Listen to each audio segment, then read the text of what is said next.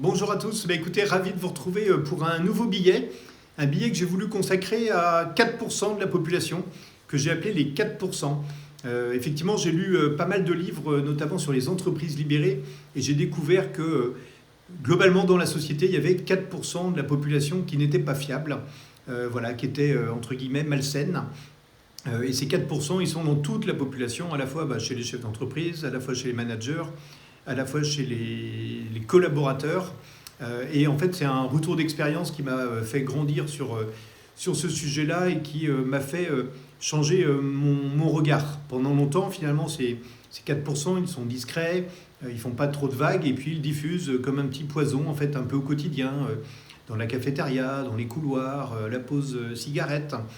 Voilà, où ils vont tout le temps stigmatiser finalement les éléments qui les perturbent. Ils vont jamais voir le positif et toujours le négatif. Et ça va le diffuser indirectement à tous les collaborateurs en sabrant un peu le moral finalement de chacun. Ils ne se rendent pas forcément compte d'ailleurs que ça peut avoir ces effets-là. Et globalement, l'un des points, c'est que tout le monde va passer beaucoup de temps à aller éteindre les feux qui ont été allumés à droite à gauche. Et ça va faire prendre du temps à chacun d'entre nous. Or, dans une entreprise, la denrée la plus rare, c'est le manque de temps, hein, à la fois pour les collaborateurs, à la fois pour les managers, à la fois pour les directions générales. Et donc, tout le monde va être focalisé sur ces sujets-là, et pas forcément, finalement, sur les 96% des personnes qui sont intéressantes, sur lesquelles on peut avancer, construire des choses. Voilà, et donc ça a été vraiment un élément, et donc je vous raconte dans le billet qui est en commentaire, justement le retour d'expérience d'une fois où on m'a volé, entre guillemets, 2 heures de mon temps sur un de ces 4%, et ça a été pour moi comme un éclair. Alors que faire quand on a les 4%?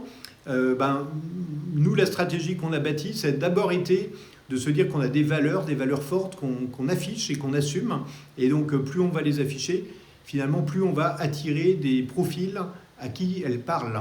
Voilà. Et ceux à qui elles ne parlent pas, finalement ne candidateront pas forcément chez nous. Deuxième élément, c'est d'éviter de les recruter, donc d'être intransigeant sur le filtre au moment du recrutement. On a 20 500 CV en 2022, et donc c'est aussi l'occasion justement de s'assurer que le maximum de personnes cochent.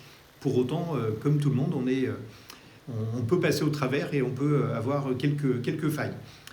L'idée après, c'est de concentrer son énergie, de concentrer ses mesures pour les 96 et non pas pour les 4%, ce qui parfois était le cas chez moi, où j'ai pu m'adresser à tous les collaborateurs alors que finalement je ne visais que les 4%, et donc ça crée finalement du stress à chacun. On a pris la décision également d'être totalement transparent sur la mécanique de rémunération dans le groupe, voilà, de la présenter à l'ensemble des collaborateurs, ce que je fais chaque mois à tous les nouveaux collaborateurs, pour éviter finalement de leur laisser ce terreau un peu propice et un peu facile, puisque quand il y a des non-dits, finalement, ils profitent assez vite de ces sujets-là. Et puis, dernier élément, c'est aussi des règles de management, c'est d'être intransigeant. Quand on identifie qu'une personne est dans ce cadre-là, c'est globalement d'être ferme tout de suite et de ne pas faire de cadeaux, de recadrer, voire à un moment donné de sanctionner en se séparant du collaborateur. Voilà, écoutez, je suis très friand de vos retours d'expérience. N'hésitez pas à m'en faire part. Est-ce que vous aussi, vous avez identifié ces 4%? Et puis, quelles actions vous mettez en place pour justement y faire face et puis optimiser finalement votre propre temps? N'hésitez pas à liker, à commenter, à partager. C'est ça qui m'intéresse et c'est ça qui nous fait avancer. À bientôt.